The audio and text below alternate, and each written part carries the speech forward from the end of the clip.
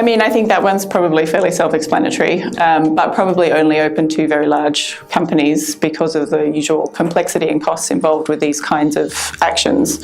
So essentially that is where the company itself has the appetite to cover all the costs, which usually includes their own costs and, depending on the jurisdiction, the likely adverse costs risk that they face as well. So if they're willing to do that and to fund all of those costs themselves, then they can just go ahead and get on with their claim. So that's quite a UK-specific term, also known as contingency fees in the rest of the world. And so essentially that's where lawyers agree to act, and they will be paid on the basis of a percentage of whatever damages are recovered at the end of the day. Obviously then that lends itself to the firm or the client seeking to use funding in conjunction with that, if the firm doesn't have the appetite to keep all of that risk on its books while the case is proceeding.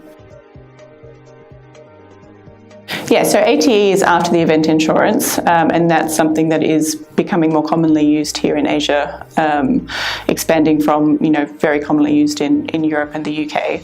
And that's essentially an insurance coverage that you can have for the adverse cost risk that would be involved in any claim, but also in these types of competition claims. So essentially you approach the insurer and first of all, you have to have advice from your lawyers in terms of what kind of adverse cost risk you might be facing in the particular jurisdiction. Common law jurisdictions obviously have costs following the event, but not all jurisdictions do. So once you assess the sort of size of the risk that you might be facing, you would seek a premium to cover that. Essentially then the premium would be paid, could be paid in a couple of different ways, either upfront or it might be staged throughout the life of the proceedings, or there is actually a policy which is more expensive where it is contingent and deferred, so that any payment made is made out of successful recovery of damages at the end of the action. So essentially that might be paid, the premium might be paid either by the funder or it might be paid by the client in combination with funding, such as the client wishes. Yeah, so I mean, obviously in particularly competition cases where I mentioned, they are particularly large and complex claims, the use of funding is a very important tool. So we can really take that cost risk.